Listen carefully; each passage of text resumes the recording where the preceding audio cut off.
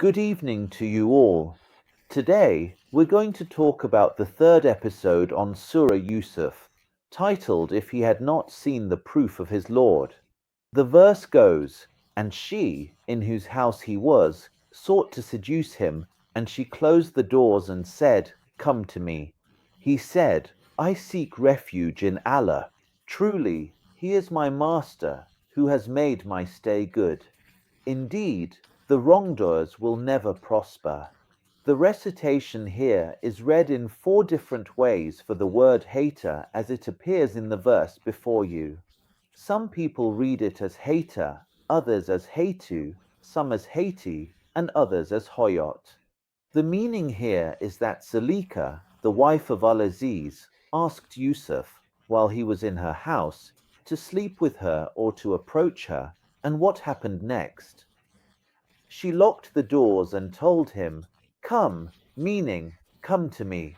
In this situation, Yusuf prayed to Allah or asked Allah to protect him from committing this sin. He said that Al-Aziz raised him, honored him, opened his hand to him, and elevated his status, and that he would not betray Al-Aziz, who had cared for him. Some people say, no, the word Inahu here refers to Allah. The phrase Inahu Rabbi doesn't mean that Al-Aziz is his master, but rather that Allah is his Lord. So, in this case, if the intended meaning is Allah, then it means Allah raised me, was good to me, and made me a prophet, so I will not disobey him. The question here is, she said, "Come to me," and then Yusuf responds, "I seek refuge in Allah." So, she said something, and he replied. Who, then, is speaking about both of them in the third person? The second question is, it says here he, whether it refers to Al-Aziz or to Allah. After Inahu, pay attention to the word Asana. Who does it refer to? Is it Allah or Al-Aziz? Who is being spoken about in the third person? The point here is that the actions in this verse, she said, he said, all of this are between Yusuf and Zalika, and the narration is from Allah. And she certainly desired him, and he would have desired her had he not seen the proof of his Lord. Thus did we turn away from him evil and immorality. Indeed, he was of our chosen servants. The meaning here has 2 opinions. The first opinion says that Zalika and Yusuf were both ready to engage in sexual relations. They had both prepared themselves for it, if it weren't for Allah sending Gabriel to Yusuf to warn him that the consequences of this could be death. So Allah protected him from being killed. Why? Because he is a prophet of Allah. The second opinion says no, that it was Zalika who was desiring, preparing, and encouraging Yusuf to sleep with her, while he, meaning he began to push her away from him. The question here is, what does it mean when it says, she certainly desired him here? It's talking about Yusuf, and he would have desired her here. It's talking about Zalika, had he not seen the proof of his Lord, meaning Yusuf. So, who is speaking about both of them in the third person? Is it Allah? The point here is that Allah is speaking about himself in the first person here.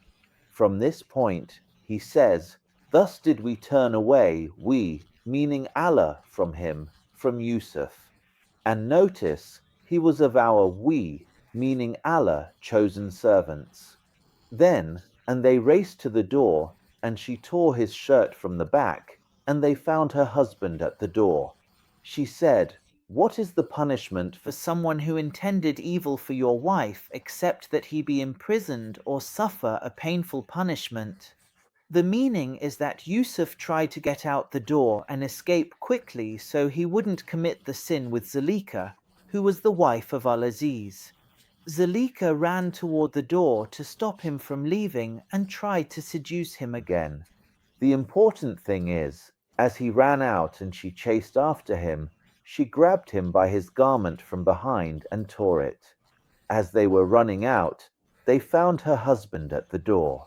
As soon as she saw her husband, she wanted to get Yusuf in trouble, so she said, "What should be the punishment for someone who wanted to do something shameful with your wife except that you imprison him or beat him with a whip?"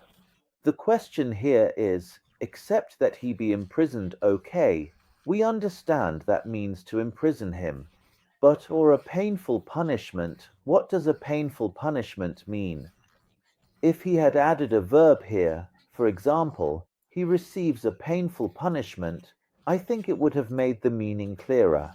The point here is that the action and the statement are attributed to Zuleyka and Yusuf, and the narration is from Allah. He said, "She tried to seduce me, and a witness from her family testified, if his shirt is torn from the front, then she is telling the truth and he is lying." The meaning here is that Yusuf also defended himself in front of Kitfa, who is Al-Aziz, Zuleyka's husband.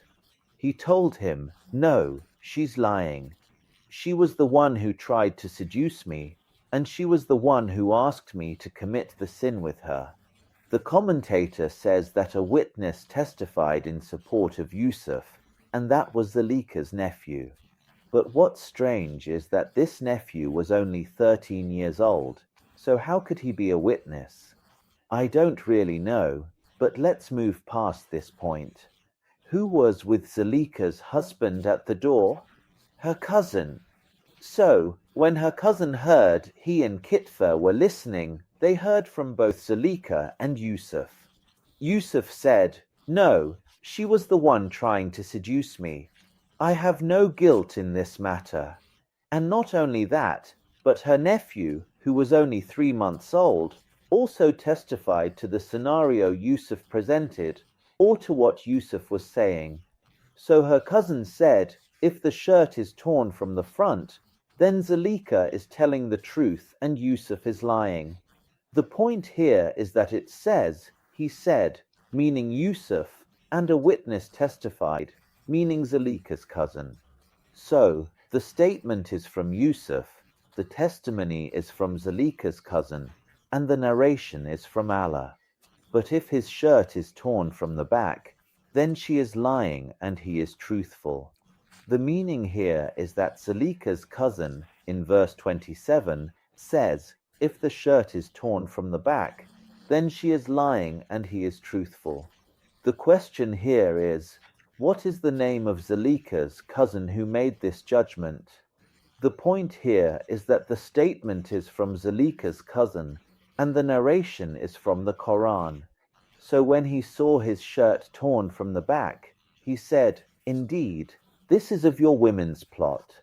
Indeed, your plot is great. The meaning here is that when her husband, Kitfa, who was the Minister of Defense, the Aziz of Egypt, saw that Yusuf's shirt was torn from the back, he realized that she was the one trying to seduce him and that she wanted her husband to be with Yusuf. So he said, indeed, your plot is great. Some people say that the pronoun in he said refers to Zuleyka's cousin, not her husband. The point here is the repetition of the word plot twice in the verse, and I don't really know if it could have been replaced with a pronoun or not. The second point is that the observation and the statement are from Kitfa, and the narration is from Allah.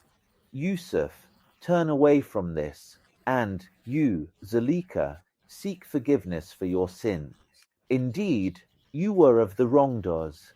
The meaning here is that Zuleyka's cousin is telling Yusuf, Yusuf, don't spread this secret among the people, don't tell anyone about what happened.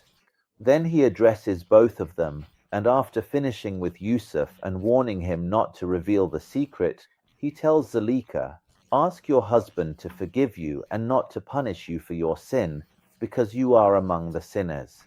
The point here is that the statement is from Zuleyka's cousin, and the narration is from Allah. And women in the city said, the wife of Al-Aziz is seeking to seduce her slave boy. He has captivated her with love. We see her in clear error. The meaning is that a group of women found out what happened between Yusuf and the wife of Al-Aziz, or Zuleika.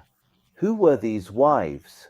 I don't know, a family from Memphis, even though Zuleika's cousin warned Yusuf not to reveal the secret. I don't know who this Memphis family is, but who are these women? They are the wives of the king's cupbearer, the man who serves the king drinks and all that, the wife of the cupbearer, the wife of the baker, the wife of the livestock keeper, the wife of the prison warden, and the wife of the... That's 5. These 5 wives were sitting together and said that Zuleika, the wife of Al-Aziz, who is Kitfir, the minister of defense, was wrong and strayed from the right path, and she was the one who invited her servant, meaning Yusuf, to commit the sin. The question here is, and women said, is it and women said, or and a woman said, considering the ta here is the feminine marker, and women are feminine by nature in the language. Because there's a question, if you replace women with men, what's the difference? It would be and men said in the city, yes, that works. Men said, and it also works. Women said, I don't really know the linguistic explanation in this case. The point here is that the statement is from the women, and the narration is from Allah.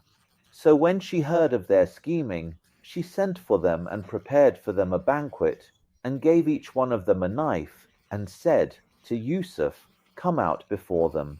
When they saw him, they were so amazed by him that they cut their hands and said, God forbid. This is not a man, this is but a noble angel. The meaning here is that when Zuleika heard that these 5 women we talked about in the previous verse were gossiping about her and exposing her, she said, I'm inviting you to a nice lunch at my place. Come over. The important thing is, she prepared a very comfortable seating area for them and put a knife in front of each one to cut fruit and eat. Each one took her knife and started cutting fruit and eating. At that moment, the wife of Al-Aziz, Zuleika, who was in the kitchen with Yusuf, told him, come out and serve the ladies I invited. One wanted water, another wanted tea, and others wanted different things. As soon as he came out in front of the 5 women and they saw him, they were completely dazzled by his beauty.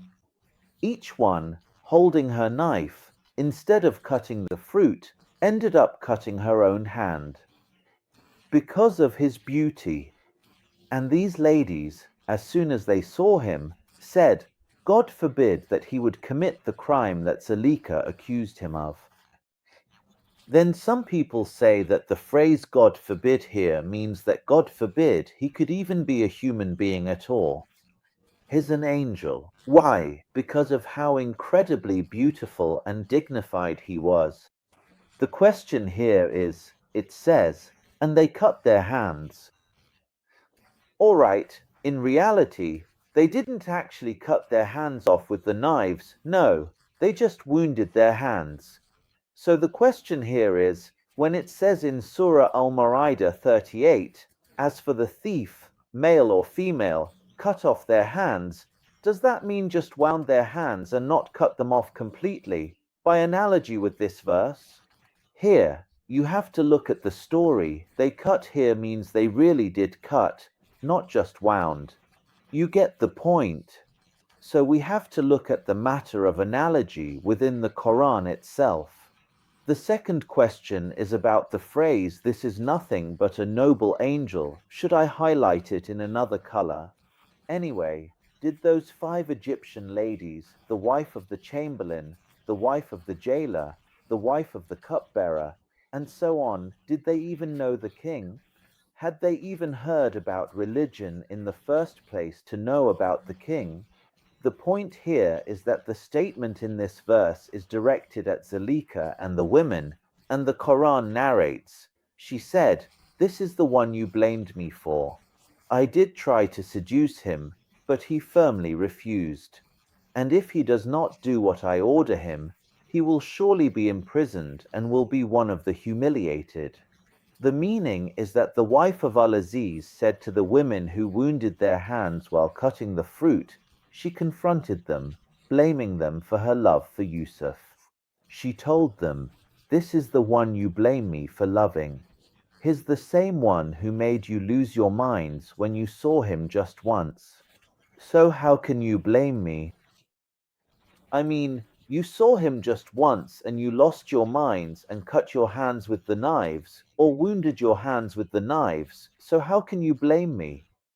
And I see him every day, night and day," and at the same time, she admitted his innocence and confessed in front of them that she was the one who tried to seduce him, and that he was the one who refused to commit the immoral act with her. But she said that she threatened him with prison if he didn't give in to her desire. It's important to note here that the statement, she said, refers to Zalika, the wife of Al-Aziz, or the wife of Katfa, or the wife of the Minister of Defense. She is the one who said it. So, the statement is Zalika's, and the narration is from God.